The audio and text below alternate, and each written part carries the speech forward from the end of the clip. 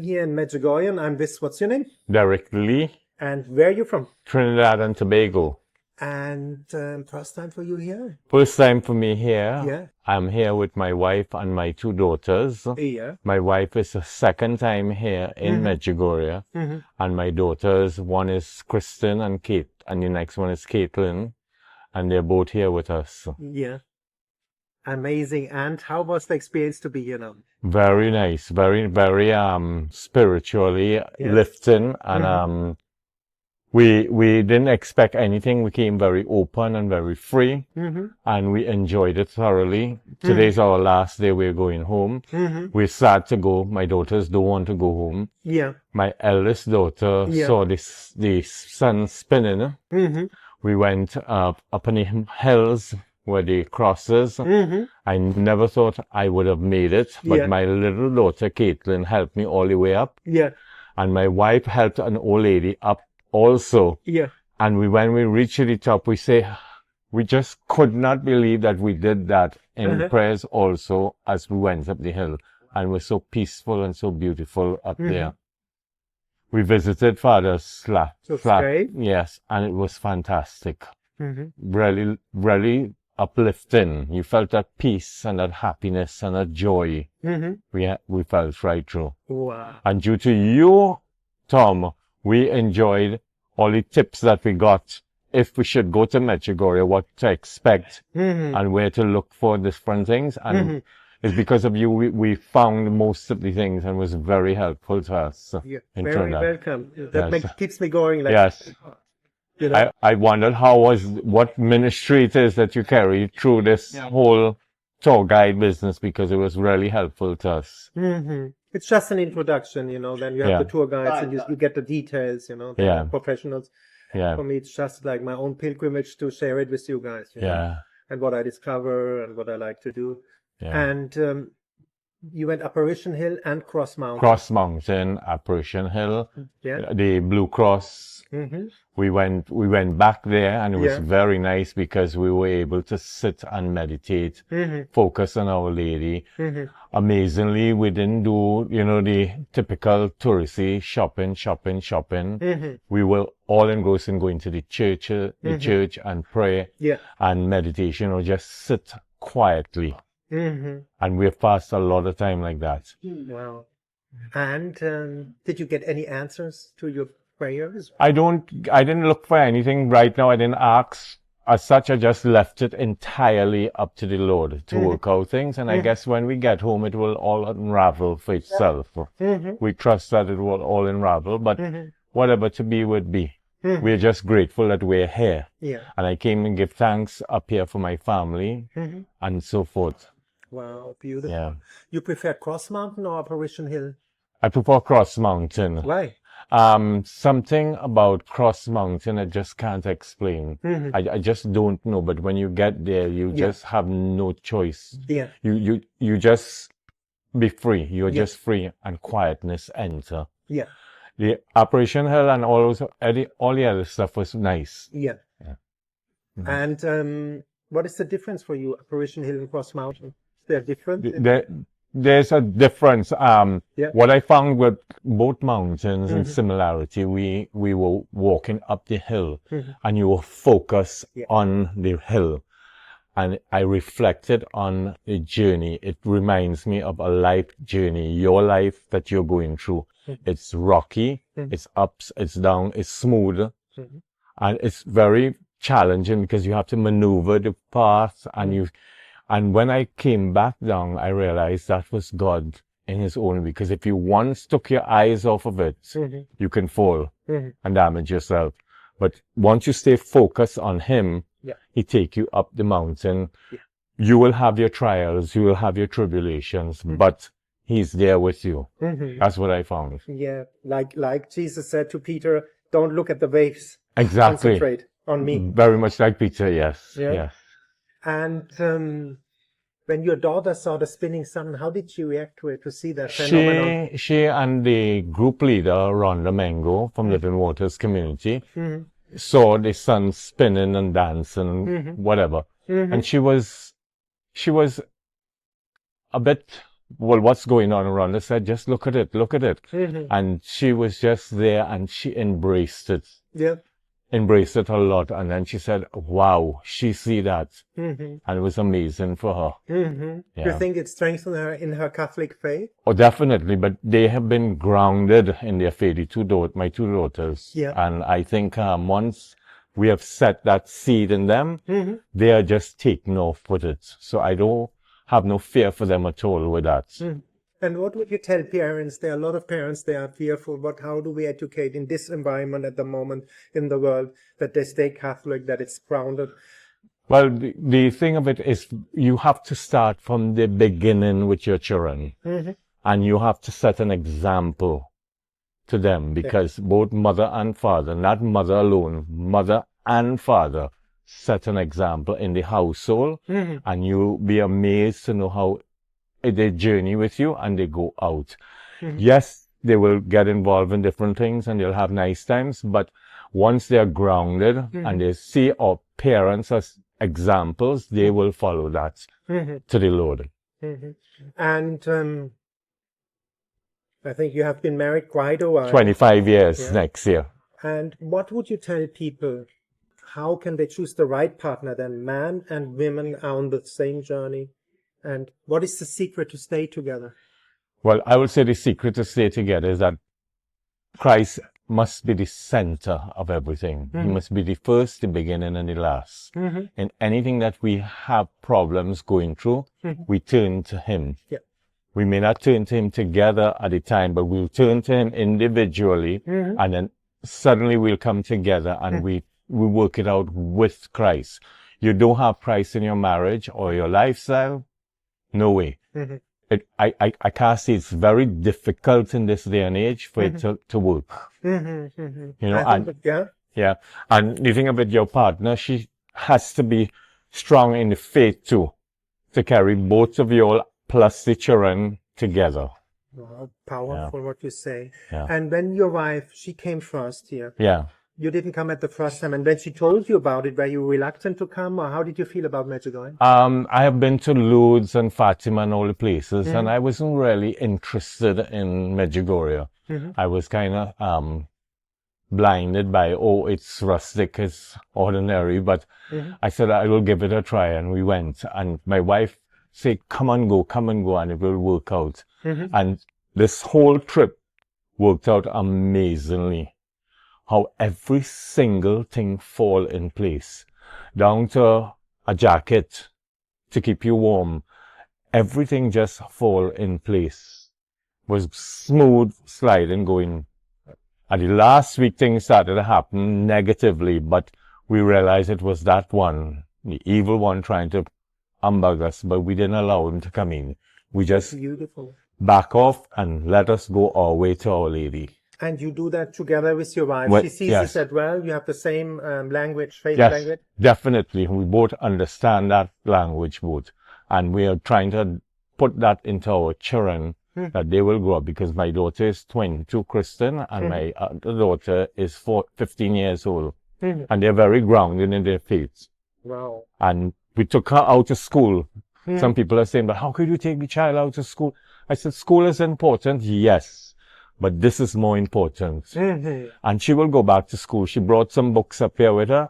They were heavy, but she did her work and that was it. But school was important, yes, but what we come for is more important. Beautiful. Yeah. Yes, that's how you protect your children. Yes. And most people, unfortunately, don't do that. Their priority is to say, oh, get them an education, get them this, that, the other. But if they put God first, everything else will fall in line. But it's very hard to get that across to them. So you made the experience that when you live in the intention, thy will be done, that everything is smooth and gentle. If you go my own will, it's not smooth and gentle. You make that experience? Yes, I would say yes. Yeah. Yeah. Can you explain a bit how you live that, or how people can live that? Well, you have to trust in God. Yeah.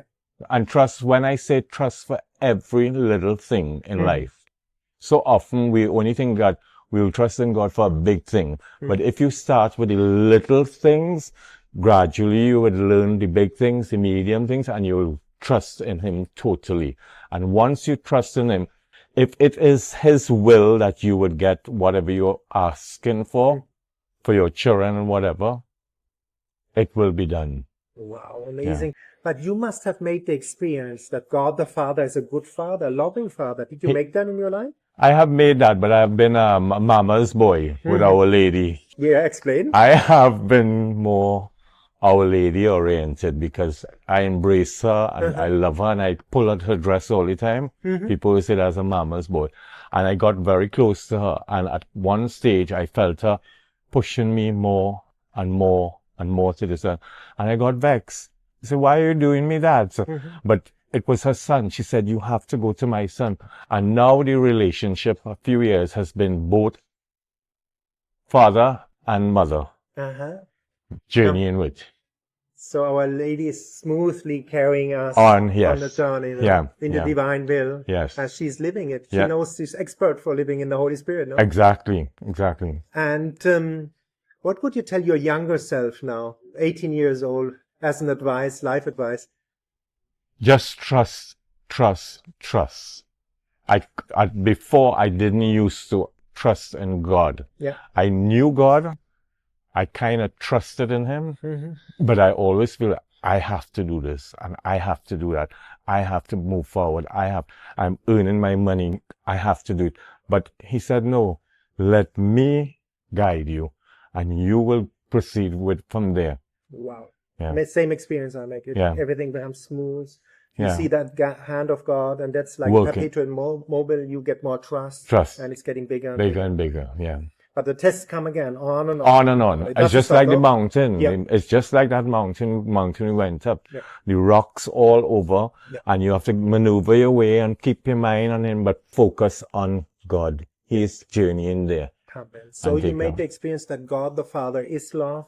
Yes. Not an angry old man. No, definitely not. How did you make that experience? We have our local archbishop, and he has brought that to light quite a bit, even when he was a priest. And he's always said, God is not the God with a big stick, waiting to whap you. God is a loving God, a caring God, and he will take you through. Yeah. Beautiful how you say it. You pray the rosary with your wife and children? All the time. As much as we could pray, we pray together. We go to church together. My teenage daughter, when they go out on the party or the lime the night, we can't go as a family. But my wife will take the two girls. I like to go early mass, so I will go alone. And sometimes we go. But once we get the opportunity to go together, we go together. But it's very important to go together. And what is Holy Mass for you? You say you go to Holy Mass. Can you explain the Eucharist? A lot of people don't understand what we have as a I don't understand. The presence of Christ is there. He's there. He's in Medjugorje. Yes, he's all over the place, but he's right at home with us. Yeah. And you just have to see him, recognize him, and offer up all your prayers to him. Yeah. And it's truly body and blood of Christ. Christ, definitely, no doubt about that. And for my wife and children. Yeah. Yep. You see the change when you go to Holy Mass, the effect? Yep. What do you see? We could always come back and we're involved in some conversation with it. Did you feel that happening? Did you see that? Did you hear that? And we share, if it's just 2 words or so, we share that. Wow, beautiful. Yeah. And what is the power of the Rosary prayer? The Rosary prayer anchors us in between there. When we can't make the Mass or we can't do something pertaining to the Eucharist, the Rosary keeps us there. We pray the Rosary, but the Rosary also anchors us down to Him in many ways. And confession for you? You go? Very, very important. I go at least once a month. Can you explain, man, especially? Also women, what is the beauty? Why not to be scared of it? A lot of people are scared to go to confession. I don't see why. Again, our local archbishop has introduced the confession in a way that you can sit and chat with him. You can chat with him. You can share with him. He will correct you. He will guide you and he'll bless you and he'll absorb you. And that's how I see it. And most people don't see it that way. But I think because they've stayed away so long, it's difficult for them to get back to. But I feel strongly that we are getting there slowly but surely. We will be there. And what is the effect of confession for you personally? I feel like rocks has been taken off of my back. If just but for a while, because we go back again in sin. But for that period of time, it just lifted off. You feel light and you try your best to journey on. You have a favorite saint? Saint, well, right now I like Saint Chabel. Explain the Saint of Lebanon. Lebanon. Yeah. I've just learned about him, and I find he's, how should I put it? He's old when I say in the pictures, but he's real. He's so much into this day, this era, this time, where it was long time it was so, but now he's there. And I'm praying to God that I can go to Lebanon to see him, see his grave and where he moved and things like that. But he's very powerful in my life. Saint Chabel and Padre Pio. Why Padre Pio? Padre Pio, because I've always had a love for him, because his conviction, and he show trust in God, and he will see you through. And that's what I found with him, very powerful. And his confession also, Padre Pio. Wow, so beautiful. You got a favorite Bible scripture? Not often. I'm not good with all those things, but I don't have a favorite, but I just trust in everything I hear and see. That's the best, no? Trust, like Jesus said. Your faith has saved you, no? Your trust. Yeah. And at the end, what would you tell people? Why come to Medjugorje one time? Why not? Why not? Because you are missing out. You're really missing out. Medjugorje is a place that you're free. I cannot explain it. You're free, but yet still you are here for a journey, and we take you through that journey. And my daughter wants to come back next year. My wife want to come back. We want to come and live here, but I said that's impossible. But they enjoyed it very much. And how did you think before, and what changed now? You said, "Oh, I don't want to go to Medjugorje," when your wife said, I went to me, but I said, yeah, okay, but Medjugorje is a bit rustic looking. You know, on the video that I saw, is more rustic, and it didn't have the architectural structures and the history and that sort of thing for me. I like that kind of history, and I said I will go open. I didn't come close-minded. I came very open, and I love it. Yeah. Very much. You loved it very much. Very much, yeah. And at the end, January, say, why are you Catholic, and what is the beauty of our Catholic faith? The beauty of our Catholic faith is that we love each other. We love one another. And we have the main man backing us. We have the body and blood of Christ. You don't have to come Medjugorje. You don't have to go to Luz. You can go to a mass and he's there. He's there present for all of us. If only we can see that. Wow. What can I say? Thank you for that beautiful interview. Thank you.